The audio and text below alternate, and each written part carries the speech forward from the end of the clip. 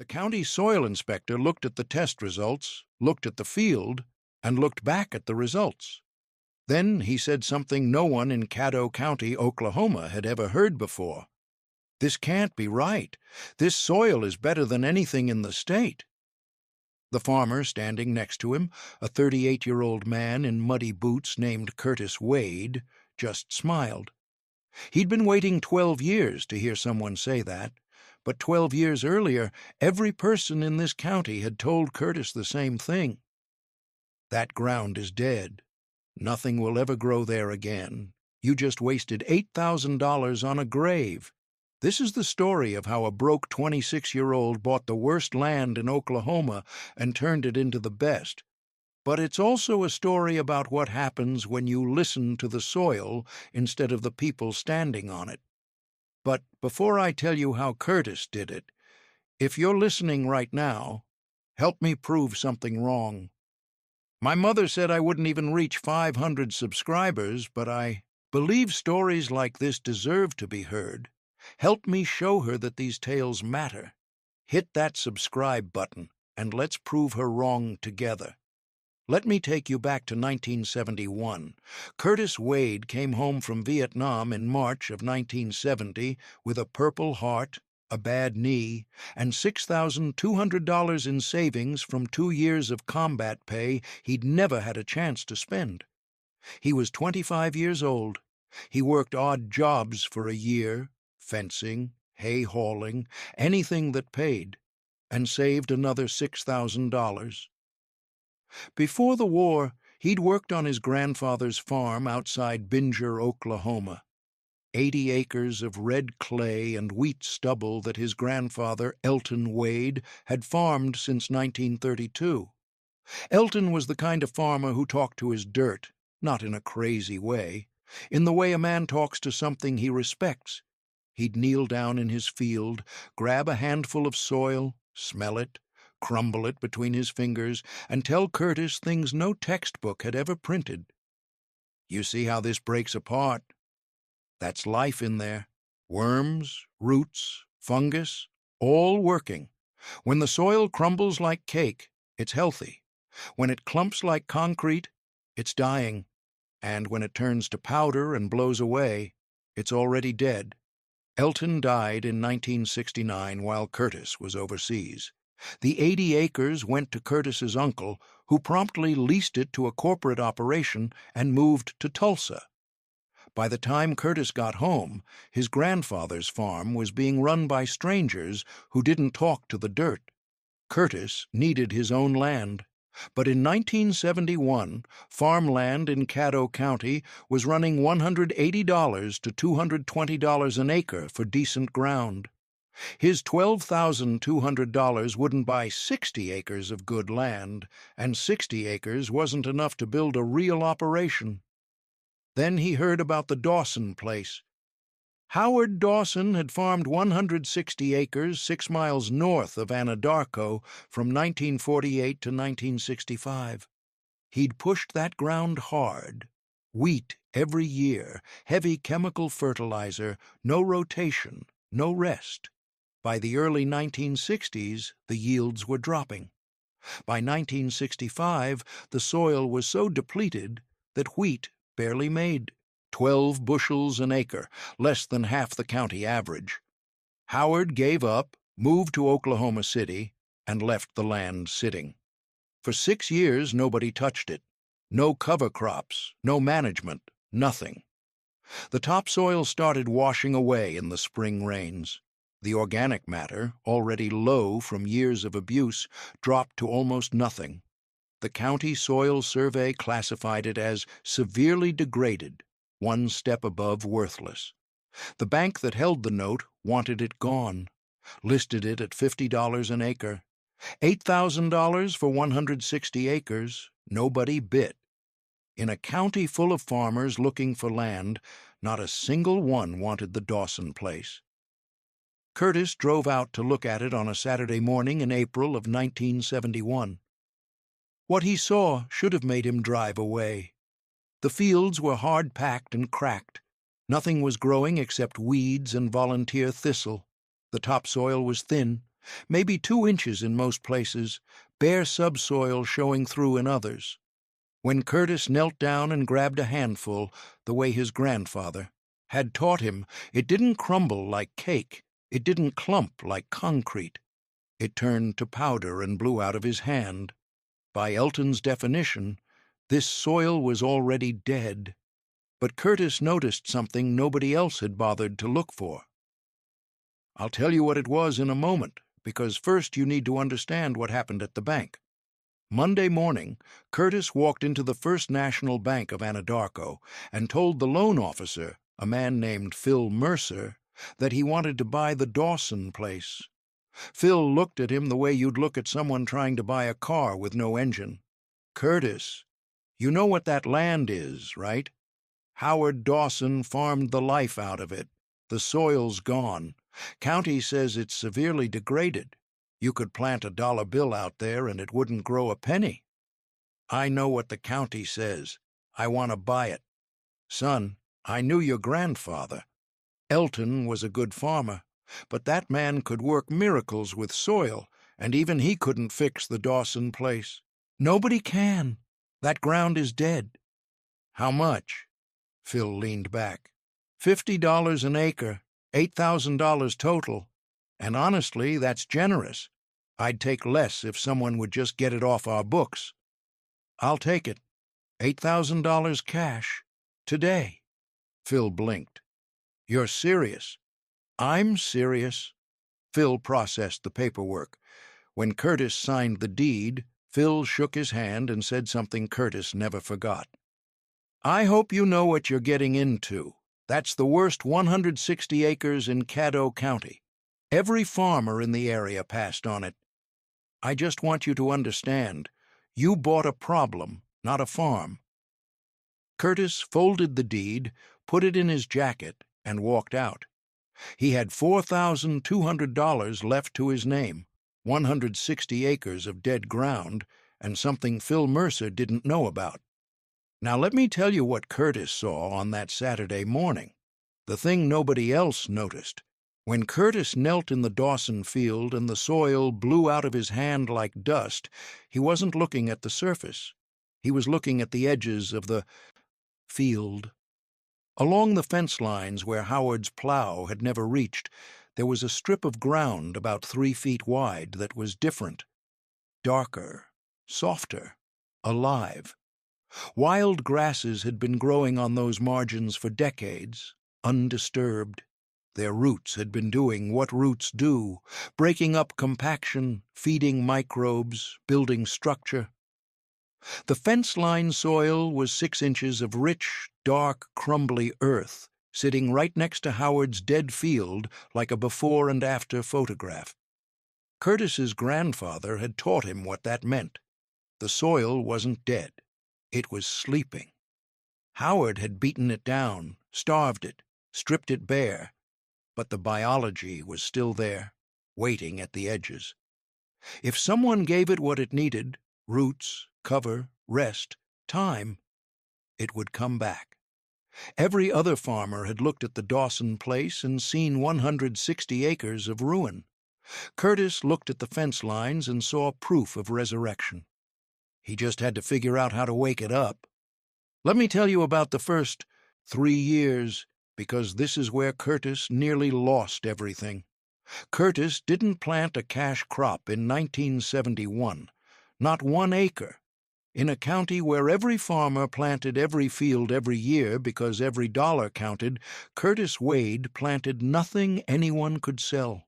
Instead, he planted cover crops, a mix of crimson clover, hairy vetch, and cereal rye, the same species his grandfather had used on the fence-line margins of his own farm. Curtis seeded all 160 acres and then did something that drove his neighbors insane. He left it alone, didn't plow it under, didn't spray it, just let it grow, die back, decompose, and feed the soil. Then he planted another round, and another. Word spread fast. That Wade boy bought the Dawson place, and he's growing weeds on purpose. He's planting clover on dead ground, might as well plant prayers. Must have left his brain in Vietnam. Phil Mercer heard the talk at the diner, drove out to the Dawson place in October of 1971, saw 160 acres of clover and rye waving in the wind, and shook his head all the way back to town. Curtis heard every word, the mocking, the pity, the whispers. Some nights he sat on the porch of the old Dawson house, roof half gone, no running water for the first 2 months, and wondered if they were right. He'd spent everything he had on land that might never produce a crop. He was eating beans and rice every day, working winter jobs at the grain elevator just to keep the lights on. I want to pause here and ask you something. Have you ever bet everything on an idea that nobody believed in but you? Something everyone said was crazy, something that kept you up at night wondering if they were right? Tell me about it in the comments, because what Curtis did next is going to hit different if you've been there yourself. Year 2, Curtis planted the same cover crop mix again. He also started doing something he'd watched his grandfather do. He walked his fields every week with a shovel and a notebook. He'd dig a hole, study what he found, and write it down. Worm count, root depth, soil color, moisture level, smell. By the fall of 1972, the changes were small but real. The soil was darker in patches. The clover had started fixing nitrogen into the ground. When Curtis grabbed a handful from the spots where the cover crops were thickest, it didn't blow away. It held together. Barely, but it held. Year 3, 1973. More cover crops, more waiting, more neighbors shaking their heads. Curtis was running out of money.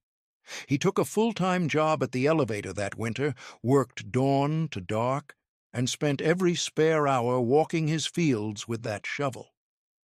Then, in the spring of 1974, 3 years after he'd bought the Dawson place, Curtis planted his first cash crop. 40 acres of winter wheat on the ground that had received the heaviest cover cropping. The other 120 acres stayed in cover. The wheat came up thin. His neighbors' fields were already knee-high when Curtis's was ankle-high. The gossip intensified. Phil Mercer drove by, saw the scraggly wheat, and stopped at the diner to tell everyone that the Dawson place was still a graveyard. But Curtis watched the wheat through June and July, watched it thicken, watched the heads fill, watched the stems strengthen in ground that everyone said couldn't grow anything. Harvest came in August. Curtis's 40 acres of wheat made 24 bushels an acre. That doesn't sound like much. The county average was 28. But remember, 3 years earlier, that same soil made 12 bushels under Howard Dawson. Curtis had doubled the yield without a single pound of chemical fertilizer, just cover crops, patience, and time. He netted $4,200 from that first harvest. Not enough to live on, but enough to prove the soil was waking up. Let me tell you about years 4 through 12, because this is where patience turns into power. Curtis followed the same pattern. Each year he moved more acres into cash crops and rotated the rest through cover. He never planted wheat on the same ground 2 years in a row. He added grain sorghum and soybeans to the rotation. He never used chemical fertilizer, only what the cover crops put back into the soil naturally. The yields climbed every year. Year 5, wheat hit 28 bushels, county average. Year 7, 34 bushels, above average. Year 9, 38 bushels, the highest dryland wheat yield in Caddo County that year. His neighbors, farming with $200 per acre fertilizer budgets, were making 30. People stopped laughing. They started asking questions. "What are you putting on that ground?" "Nothing." "Nothing? No nitrogen? No phosphorus?" "Cover crops. Rotation. Rest." "That can't be right. You can't out-yield us with nothing." "I'm not using nothing. I'm using everything that's already in the soil. I just stopped killing it." Phil Mercer stopped by in the spring of 1980. Curtis was in his 9th year on the Dawson place. Phil looked different than he had in 1971, less confident. The agricultural economy was wobbling. Interest rates were climbing. Some of his farm loans were starting to look shaky. "Curtis, I owe you an apology." Curtis looked up from his planter. "For what?" "For telling you that ground was dead. For telling you you'd bought a problem. For thinking you were crazy." "You weren't the only one who thought that, Phil." "How did you know? How did you know the soil would come back?" "My grandfather taught me. He said soil isn't a thing you use up. It's a thing you take care of. It's alive. And anything that's alive can heal if you give it what it needs." Phil nodded slowly. "Your grandfather was a smart man." "He was." Then 1983 arrived, and that county soil inspector showed up. The Oklahoma Cooperative Extension Service had been tracking soil health across the state as part of a new research initiative. They were testing farms at random. Curtis's 160 acres came up in the sample. The inspector, a young agronomist, named Dr. Sarah Chen from Oklahoma State, took samples from 12 locations across Curtis's fields. She also took samples from 3 neighboring farms for comparison. When the results came back, she drove out to the Dawson place personally. "Mr. Wade, I need to show you something." She spread the lab reports on the tailgate of her truck. Curtis's soil had 4.8% organic matter. The county average was 1.6%. His infiltration rate, how fast water soaked into the ground instead of running off, was 3 times the county norm. His microbial activity was off the charts. His topsoil, which had been 2 inches when he bought the place, now measured nearly 6 inches. "In 12 years, you've built 4 inches of topsoil," Dr. Chen said. "Do you understand how remarkable that is?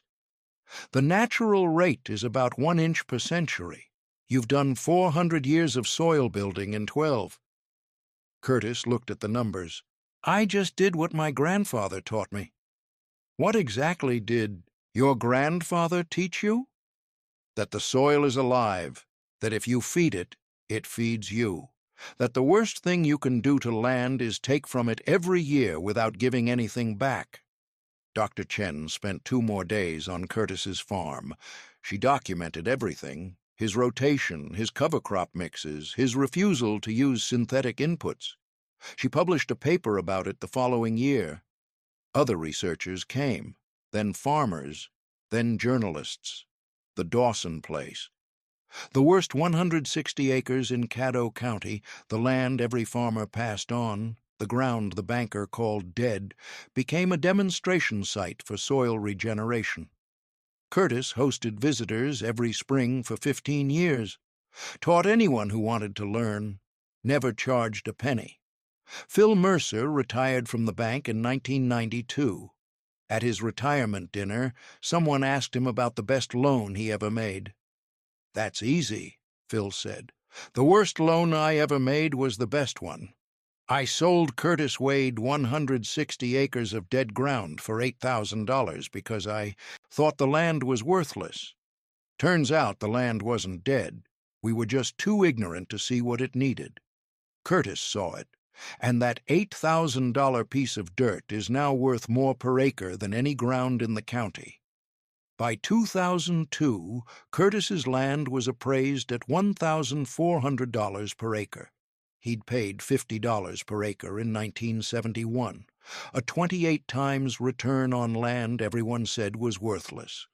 Curtis Wade is 81 years old now. He still lives on the Dawson place, though he stopped farming it himself in 2014. He leased it to a young couple, told them they could farm it however they wanted, with one condition. You don't kill the soil, you feed it. That's the only rule. He still walks the fields with a shovel sometimes, still grabs a handful and crumbles it between his fingers, still smells it the way his grandfather taught him, and he still talks to it. The way you'd talk to something you brought back from the dead. Because that's what Curtis Wade did. He took 160 acres that everyone said was finished, and he brought it back to life. Not with money, not with chemicals, not with machinery. With clover and patience and a handful of lessons from a man who'd been dead since 1969. The banker said the soil was dead. 12 years later, scientists were calling it the healthiest ground in the state, because Curtis understood something the banker didn't. Soil isn't just dirt, it's a living thing. And the people who call something dead are usually just the people who gave up on it too soon. If this story changed how you think about what's possible when everyone tells you it isn't, do 3 things. Subscribe for more forgotten stories of American agriculture. Drop a comment and tell me, what has everyone told you was dead or finished that you brought back to life? And share this with someone who needs to hear that giving up isn't the only option. The banker said that soil was dead. Curtis brought it back to life with clover and thyme, and the land remembered everything his grandfather taught him. Thanks for watching. I'll see you in the next one.